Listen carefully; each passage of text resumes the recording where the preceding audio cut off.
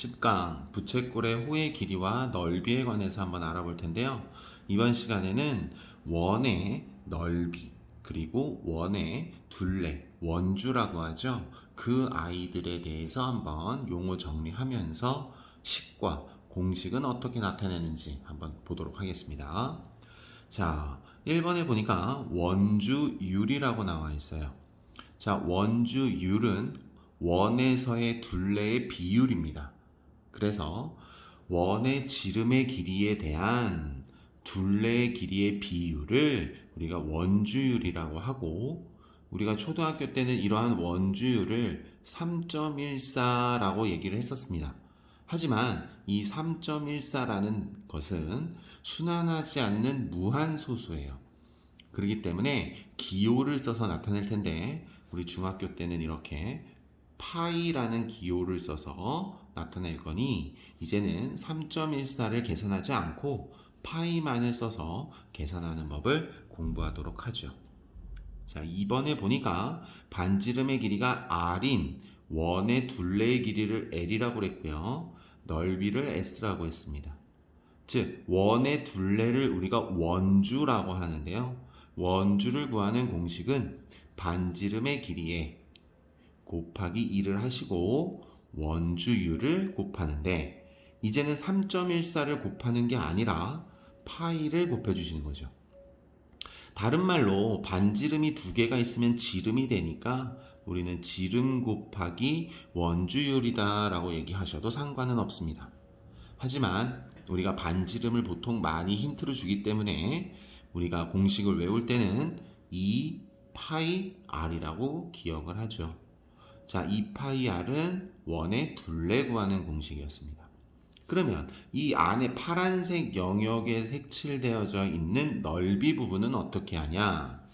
반지름의 길이와 반지름의 길이를 곱하는데, 그 길이의 값이 같으니 거듭제곱으로 표현해서 반지름을 r이라고 쓴다라면 r제곱에 우리가 원주율의 값인 파이를 곱할 거예요. 그래서 원의 넓이는 파이 r제곱이다 라고 기억합시다. 원의 둘레와 원의 넓이 구하는 공식, 고등학교 때까지 이어집니다. 그러니 절대 잊어먹지 않으셔야겠죠? 자, 기본적인 예제 문제 밑에서 한번 풀어보도록 하겠습니다. 반지름의 길이가 2라고 나와 있어요. 둘레를 구하는 공식은 2파이 r입니다. 넓이를 구하는 공식은 파이 r 제곱이에요. 그러니 반지름 r 값에 2를 대입하시면 2 곱하기 2라서 4파이라고 써주시면 되고요. 원의 넓이는 r 값에 2가 들어가니 파이 2 제곱이 돼서 4파이다 라고 쓰시면 될 것 같아요.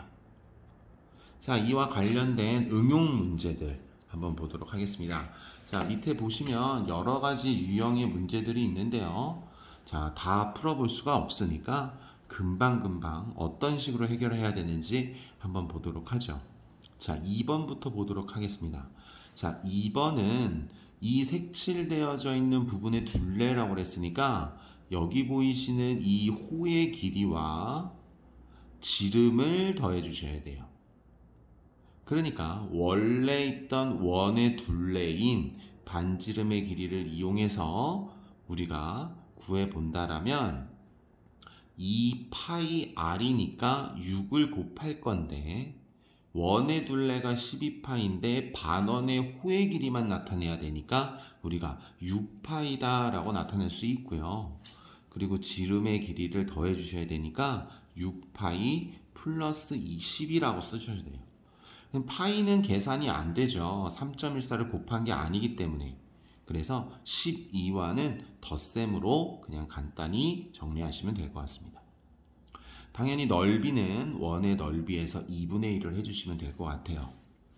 자, 3번 문제도 한번 보죠. 자, 3번 문제는 이렇게 도너츠 모양의 색칠되어져 있는 것만 우리가 구해달래요. 그러니까 큰 원의 넓이에서 작은 원의 넓이를 빼면 도너츠 부분의 넓이를 구할 수가 있겠죠.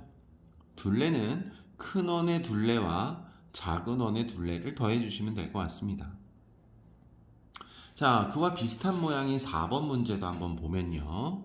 색칠된 부분의 넓이라는 것은 큰 원의 넓이에서 작은 원의 넓이를 빼주시면 되고요. 둘레라는 것도 역시 큰 원의 둘레와 작은 원의 둘레를 더해 주시면 될 것 같습니다.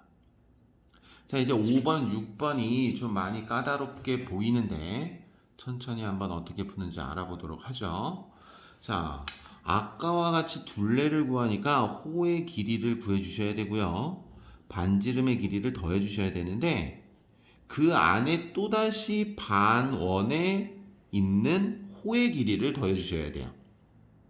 천천히 한번 해볼게요.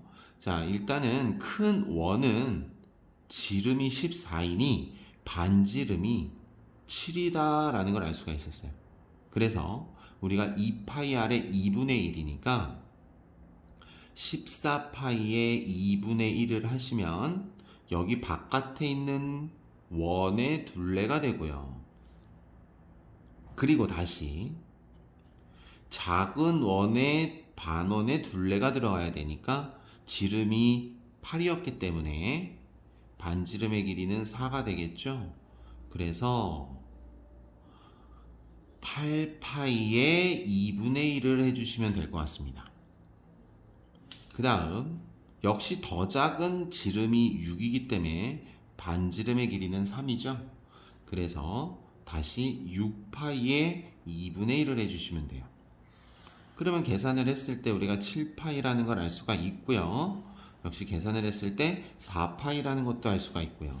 계산을 했을 때 3파이라는 것도 알 수가 있으니까 이 아이들 3개를 모두 다 더해주시면 우리가 14파이다 라는 것을 알 수가 있겠네요.